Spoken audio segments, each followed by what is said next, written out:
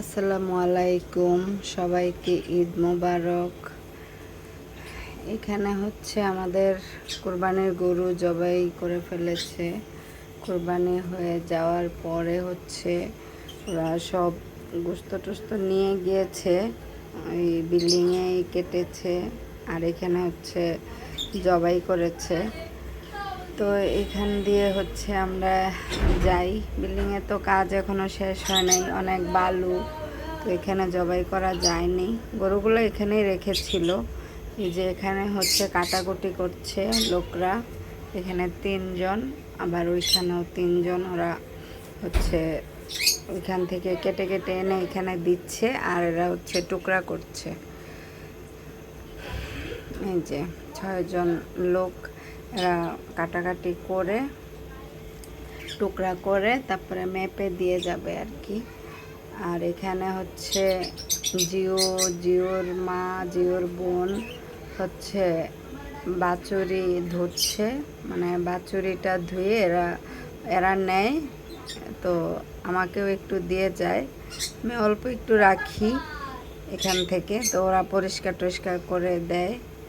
তো ওরা এখানে এগুলা ধুইতেছে, আর আমি হচ্ছে এখানে দাঁড়িয়ে দাঁড়িয়ে দেখছি, ভিডিও করছিলাম। এই যে জিও আসছে। জিও হচ্ছে ভুড়ি করে নাই, যে নাজমা, তারপরে জেসমিনের মা, জেসমিনের বোন।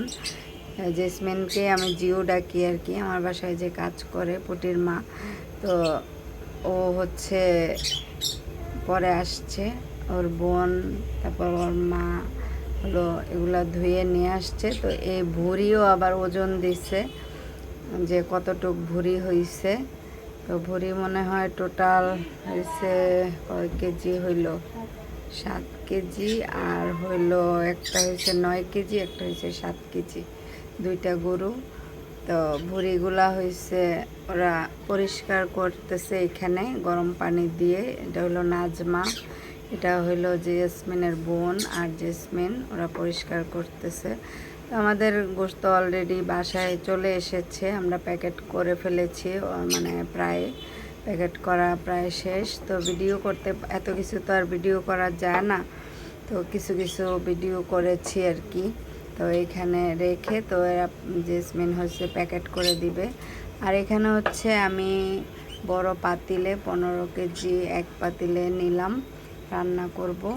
তো এক পাতিলে 15 কেজি, আরেক পাতিলে 10 কেজি, 12 কেজির মতো রান্না করি। তো এখানে 15 কেজি হচ্ছে জেসমিনের বোন হচ্ছে আমি সব মশলা দিয়ে দিচ্ছি, আর হচ্ছে মাখাই দিবে। তো আমি মশলাগুলো দিয়ে দিলাম, ওকে বললাম যে তুমি একটু মেখে দাও। তো হচ্ছে আস্তে আস্তে মেখে দিচ্ছে। এরকম করে আমার শাশুড়িও মশলা দিয়ে দিত, তো আমি হচ্ছে মাখিয়ে নিতাম এভাবে। তো এখন তো আমার শাশুড়ি নাই, তাই আমি হচ্ছে মশলাটা দিয়ে দিচ্ছি, এই আর কি। আমি তো মাখাইতে পারবো না, মানে অনেক হাড্ডি, মাখাইলে হাতটা ইয়ে করে, সে কাঠি দিয়ে মাখাই। তো ওকে বললাম যে তুমি সুন্দর করে হাত দিয়ে এটা মেখে দাও।